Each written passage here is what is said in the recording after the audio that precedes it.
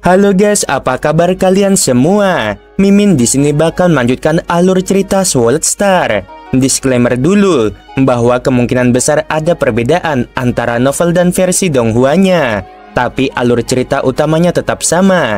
Jadi tanpa ragu, Mimin akan membawakan alur ceritanya. Oke guys, ada Saweria dari Galato. Semangat terus Min. Oke, siap, makasih banyak ya supportnya bang. Semoga abang sekeluarga sehat selalu dan lancar rezekinya. Amin. Yuk kita ke videonya. Apakah kamu memiliki sensor anonim? Makhluk dari klan Changjiang tiba-tiba bertanya. Lo Feng tercengang.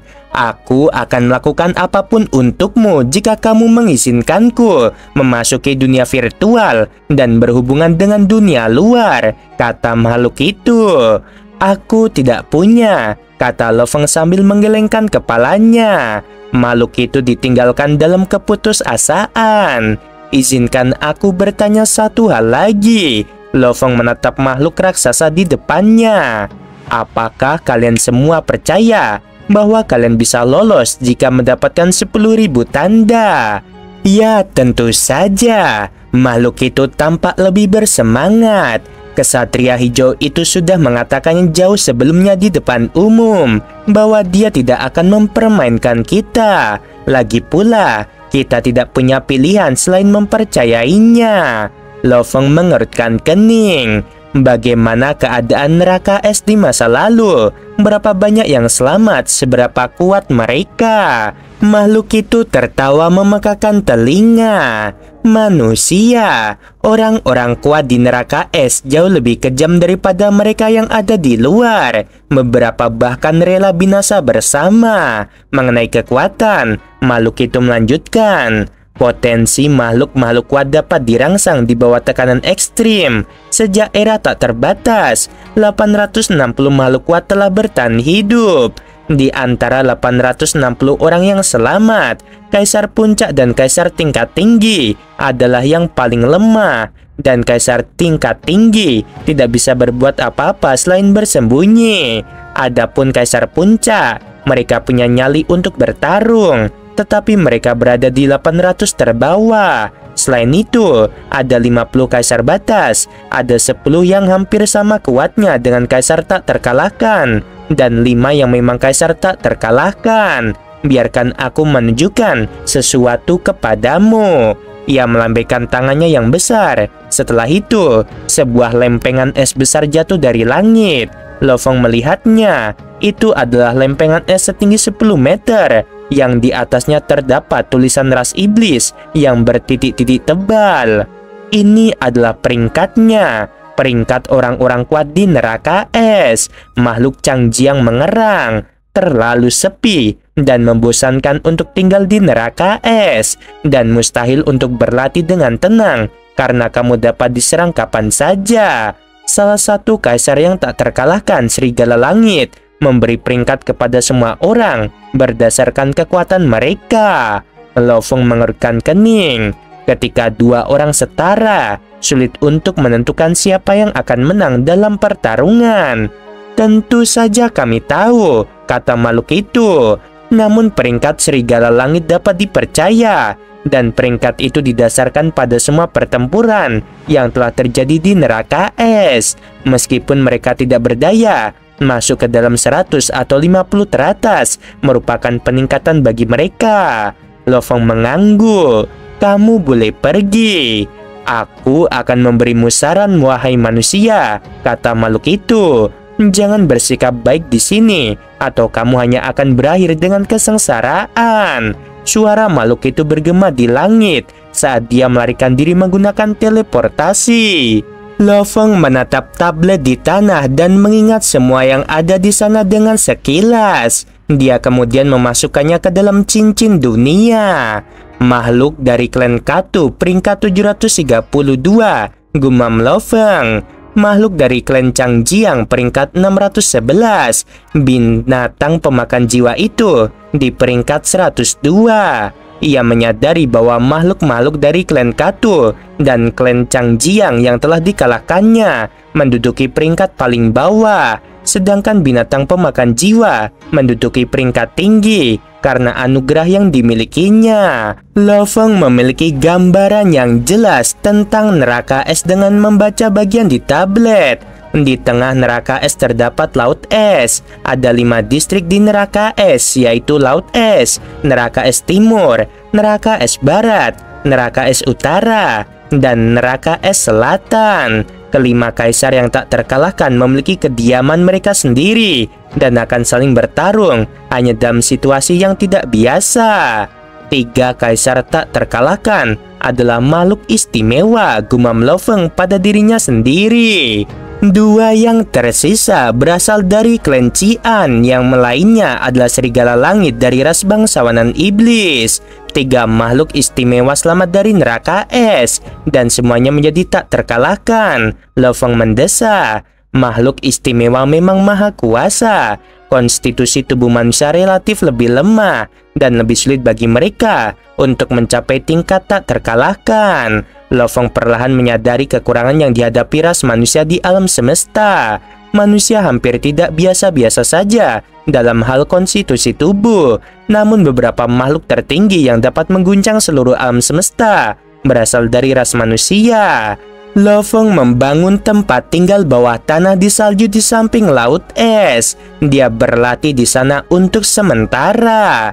Lo Feng memejamkan mata dan menenangkan pikirannya. Sementara semua orang sibuk berusaha keluar dari sini, Lo Feng akan memperlakukannya sebagai lapangan latihan. Makhluk merah setinggi 3 meter yang ditutupi taji tulang berjalan di tengah salju. Ia mengenakan topeng merah tua dan area seluas 10.000 km persegi dilahap api di bawah hukum yang berat. Ia berhenti dan melihat ke bawah. Jejak kaki orang asing, katanya. Bayangan perak melompat ke langit. Ia membuka sayapnya dan melayang di udara, mengamati segala sesuatu di bawahnya. Orang barbar itu menatap Lo Feng dan menyeringai. Mata raksasa itu dipenuhi kegilaan. Manusia, teriaknya. Kaisar tulang, 10 kaisar batas, kata Lo Feng. 5 kaisar tak terkalahkan dan 10 kaisar batas adalah 15 makhluk terkuat di neraka es. Selain 5 kaisar tak terkalahkan itu, 10 kaisar batas tidak takut pada siapapun. Nuansa perang dan niat membunuh memenuhi udara. Kaisar tulang lenyap dan menyerbu Lo Feng bagikan seberkas cahaya.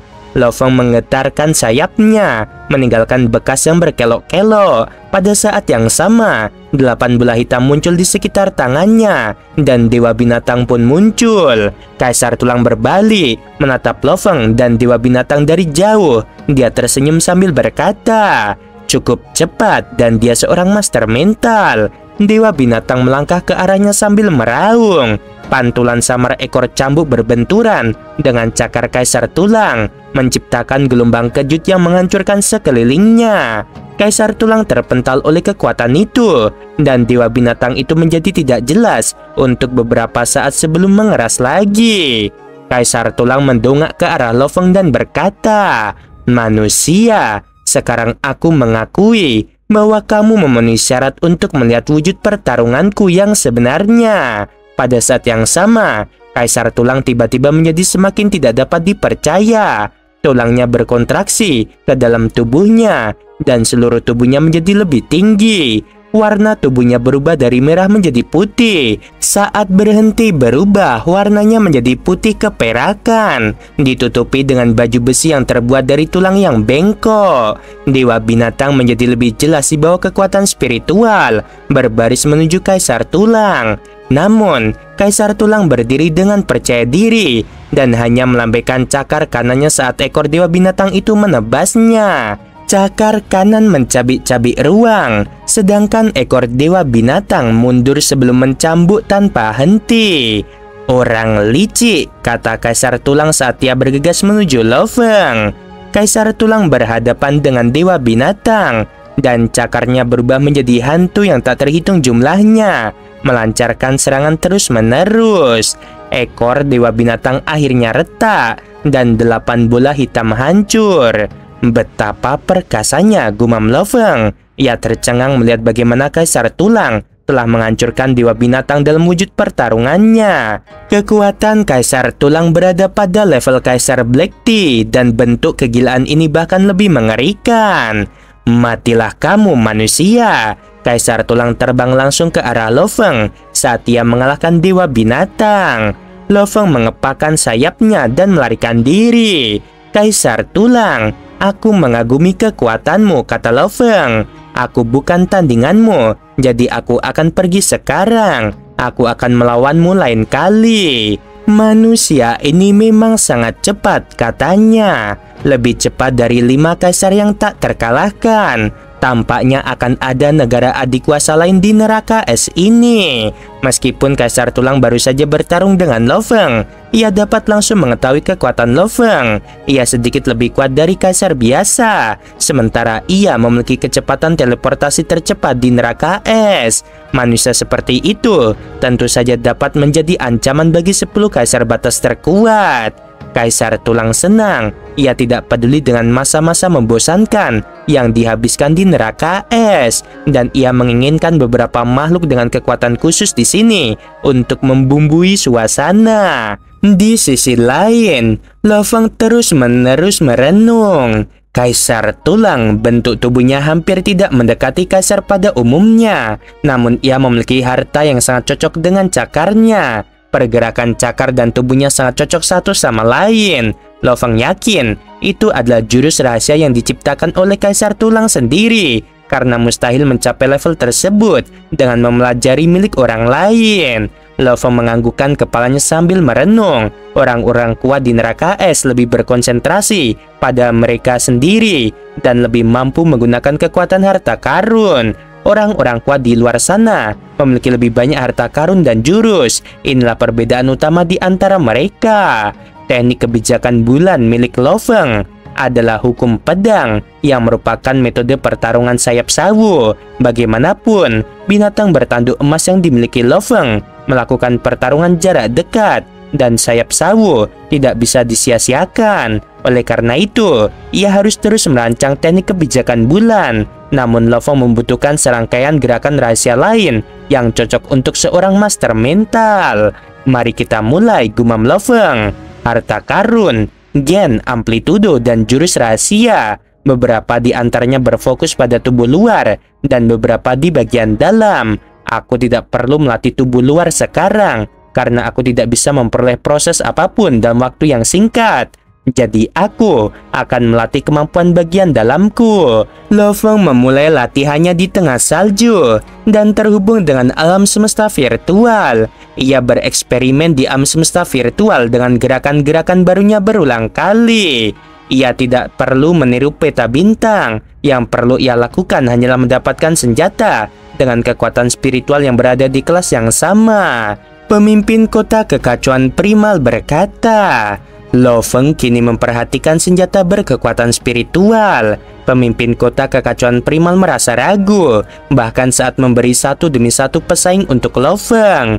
Lo Feng telah menggunakan pedang sebelumnya, namun pemimpin kota kekacauan primal tidak mengkritik Lo Feng karena ia tahu bahwa Lo Feng hanya akan belajar setelah mengalami kekalahan. Yang tidak ia ketahui adalah bahwa Lo Feng paling cocok untuk senjata berkekuatan spiritual dan akan lebih cocok lagi saat menjadi makhluk undying.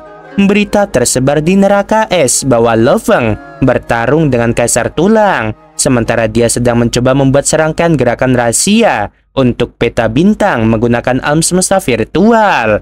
10 tahun kemudian, salah satu dari 5 kaisar yang tak terkalahkan, yaitu Skywolf, memposting versi terbaru peringkat di neraka es, dan pendatang baru manusia itu berada di peringkat ke-18.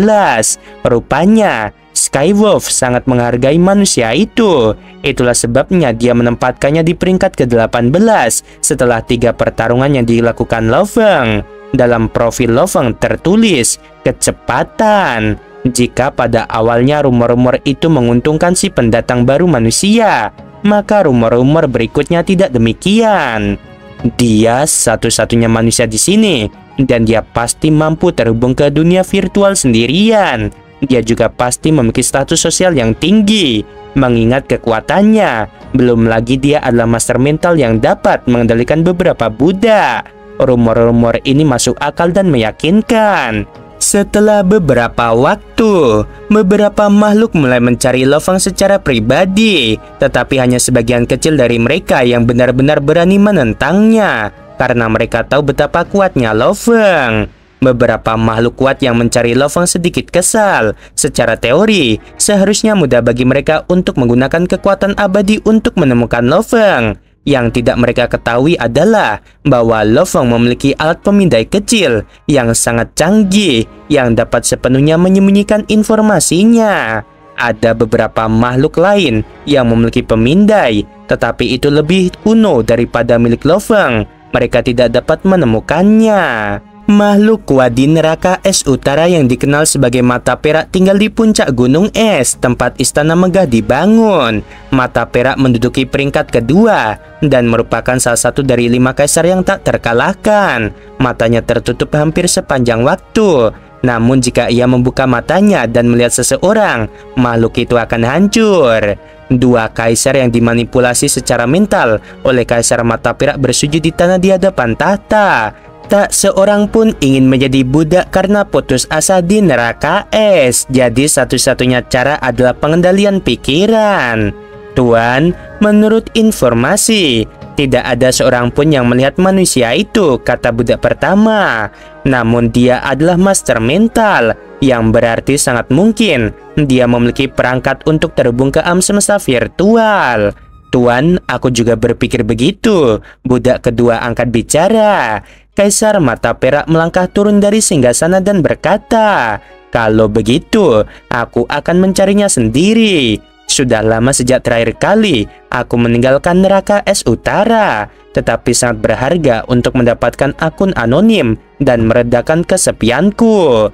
Dia lalu berjalan keluar istana dan mulai mencari Lo Fang. Meskipun mata perak menduduki peringkat kedua, sulit untuk mengatakan siapa di antara 5 kaisar tak terkalahkan yang terkuat. Kaisar mata perak mulai mencari Lo Fang tanpa menyembunyikan berita itu. Yang mengherankan semua makhluk di neraka es adalah bahwa bahkan kaisar mata perak tidak dapat menemukan manusia itu. Di dalam guanya di neraka es timur, pemindai Lo Fang telah berada di zona siluman sepanjang waktu. Lo Fang duduk di aula dengan kaki disilangkan dan pikirannya terhubung dengan alam semesta virtual. Di dalam lapangan latihan alam semesta virtual, dia sedang bertarung. Binatang raksasa itu bercongkol di langit dengan mulutnya menyemburkan api ke arah Lo Fang. Ekor dewa binatang konsentrasi. Ada 160 mutiara emas dengan ukiran rumit yang melayang di sekitar Lo Fang. Mereka terbang keluar di bawah kendali Lo Fang seperti jejak cahaya dan berubah menjadi puluhan ribu benang emas. Tiba-tiba, dewa binatang sepanjang 1000 meter muncul di langit. Si Ludo belum pernah melihat patung dewa binatang yang asli, gumam Lo Fang. Sementara aku memilikinya dan dapat melihat setiap ukiran pada sisinya. Avatar binatang bertanduk emasku telah mempelajari ukiran pada ekornya selama 100 tahun dan jurus rahasiaku berfokus pada ekornya. Semua bagian tubuh lainnya adalah ilusi kecuali ekornya. Si Ludo tidak salah. Dia tidak pernah memiliki patung dewa binatang. Jadi dia perlu meningkatkan bayangan itu secara keseluruhan secara bertahap. Namun, aku benar-benar memilikinya. Dan dengan demikian aku dapat memusatkan kekuatan spiritualku di satu tempat. Binatang kalajengking yang dilalap api itu gemetar dan melangkah maju ke arah dewa binatang. Mereka beradu di langit dan kepala serta cakar dewa binatang berubah menjadi uap. Setelah serangan kalajengking, ia mengembun menjadi kepala hantu lagi. Dengan ekornya yang tertutup sisi asli siap bergerak. Serangan itu secepat kilat. Serangan itu mengenai kepala kalajengking dan langsung meledak. Lo Fang senang. Seseorang dengan jubah emas muncul di langit. Lo Fang menoleh padanya dan menyapanya dengan sopan. Kali ini, pemimpin kota datang sendiri ke lapangan latihan. Jurus rahasiamu untuk mengendalikan senjata kekuatan spiritualmu sama bagusnya dengan jurus pedangmu, puji pemimpin kota. Lo Fang mendengarkan dengan tenang. Namun, pertempuran sesungguhnya berbeda dengan pertempuran di alam semesta virtual. Lanjut sang pemimpin kota, lawan 10 makhluk dan temui aku lagi. Baik guru, jawab Lo Feng dengan penuh rasa hormat. Ia juga ingin mencoba jurus barunya. Pemimpin kota menggelengkan kepalanya. Prajurit dan master mental itu berbeda. Meskipun dia mempelajari dewa binatang, dia tidak berkonsentrasi pada satu gerakan seperti yang dilakukan oleh orang kuat lainnya. Setiap orang kuat melakukan ini, tidak peduli seberapa kuat mereka. Dia seharusnya tidak mencoba kedua aliran itu. Hanya setelah dia dikalahkan baru dia akan belajar. Di neraka es timur, jauh di dalam salju, Lo Feng berdiri dengan gembira dan tertawa. Akhirnya aku menemukan gerakan pertama setelah 100 tahun. Selamat Tuan, jawab Kaisar Hati dengan hormat. Tuan telah berkembang pesat, kata Kaisar Jihong. Dan sekarang, Tuan dapat menghabisi lebih banyak makhluk dan mengambil lebih banyak tanda di neraka es. Sekarang kamu memiliki peluang lebih besar untuk mengumpulkan 10.000 tanda. Lo Feng tertawa. Aku ingin kalian berdua memberiku beberapa nasihat. Aku menciptakan jurus kebijakan bulan yang digunakan untuk pertarungan jarak dekat. Sekarang setelah aku menciptakan satu seri lagi untuk senjata berkekuatan spiritual, menurutmu nama apa yang sebaiknya aku gunakan? Tanya Lo Feng. Kaisar Hati berkata, bagaimana kalau neraka bintang? Itu tidak bagus, kata Kaisar Jihong. Neraka es hanyalah habitat sementara bagi Tuan, tetapi jurus rahasia ini akan mengikuti Tuan, dan ketenaran mereka akan menyebar saat Tuan mencapai keberhasilan dan mendapat pengakuan. Neraka es bahkan tidak bisa menyamainya. Dari sudut pandanganku, kurasa dewa binatang lebih tepat karena Tuan mengikuti jalur dewa binatang. Lo Feng terus menggelengkan kepalanya. Sementara Kaisar Jihong dan Kaisar Hati memberikan nasihat, Lo Feng juga merenung. Akhirnya, Lo Feng memutuskan memilih nama yang sederhana dan biasa tetapi sesuai dengan kriterianya. Aku akan menyebutnya peta khotbah 10.000 bintang. Ada sedikit harapan di mata Lo Feng. Langkah pertama cepat. Aku akan menyebutnya menabrak bintang cahaya. Lo Feng membawa Kaisar Jihong dan Kaisar Hati kembali ke cincin dunia miliknya dan memutuskan untuk keluar dari gua. Aku telah menciptakan jurus yang cocok untuk peta bintang dan meningkatkan kekuatanku secara signifikan. Aku akan mencobanya sekarang dan menemui guru setelah 10 pertarungan. Mengapa harus 10 pertarungan terlebih dahulu? Apakah guru tidak puas? Apakah karena aku kurang konsentrasi? Guru tahu beberapa rahasia. Lo Feng merenung. Namun guru Zhou Sanke menyarankan agar aku mengikuti jalur master mental. Dan itulah sebabnya dia meninggalkan baju sirah kekuatan dan menara bintang. Menara bintang khususnya yang merupakan senjata kekuatan spiritual adalah salah satu senjata terkuat di alam semesta. Akan sia-sia jika aku tidak mempelajari master mental. Tidak masalah, pikir Lo Feng. Guru Zhou Sanke adalah salah satu makhluk terkuat di alam semesta dan dia seharusnya tahu lebih banyak daripada pemimpin kota kekacauan primal. Selain itu, penduduk bumi diajari dan dibimbing oleh guru Zhou Sanke. Lo Feng mengambil keputusan. Dia melangkah keluar dari goa. Aku perlu mencari seseorang untuk bertarung, kata Lo Feng sambil melihat sekeliling. Bagaimana aku bisa menemukan seseorang untuk bertarung jika semua orang bersembunyi? Aku akan mencoba keberuntunganku terlebih dahulu. Lo Feng terbang bagaikan seberkas cahaya. Aku tidak dapat menemukan satupun dari mereka, gumam Lo Feng sambil terbang melewati seluruh area neraka es timur dan berhenti di atas laut es. Sepertinya makhluk-makhluk kuat ini biasanya bersembunyi. Aku memerlukan beberapa metode khusus untuk mengeluarkan mereka. Lo Feng mengabaikan laut es dan tiba-tiba menjadi tajam. Kekuatan spiritual menukik ke arah es. Semua es dalam radius puluhan ribu meter persegi lenyap, dan getarannya membuat es di kejauhan retak seakan-akan dihancurkan oleh beban seekor binatang buas. Beberapa makhluk kuat akan segera menyadarinya, pikir Lo Feng. Makhluk kuat yang tinggal puluhan juta kilometer jauhnya merasakannya. Siapa yang sedang bertarung ini? Makhluk itu mencondongkan kepalanya keluar dari es dan melihat bayangan. Makhluk itu terkejut lalu menyelinap kembali ke laut. Manusia itu muncul, katanya 10 kaisar teratas dan 5 kaisar tak terkalahkan. Semuanya sedang mencarinya dan dia berani muncul. Makhluk itu terkejut di dalam hatinya, tetapi tidak punya nyali untuk menguji Lo Feng. Dia tahu bahwa dia bukan tandingan Lo Feng. Gelombang itu menyebar kemana-mana. Semakin banyak makhluk barbar yang kuat memperhatikannya, tetapi tidak ada satu pun dari mereka yang berani muncul, karena mereka tahu bahwa itu adalah manusia yang terkenal berpangkat tinggi. Tidak ada seorang pun. Lo Feng berdiri di langit untuk waktu yang lama dan tidak dapat menemukan siapapun. Aku tidak percaya tidak ada seorang pun yang muncul. Oke guys, sampai sini dulu sebelum video berakhir. Daripada libur kan, biasanya minggu libur. Kemarin minggu libur, sekarang nggak libur. Mungkin besok ya. Membagongkan. Terima kasih.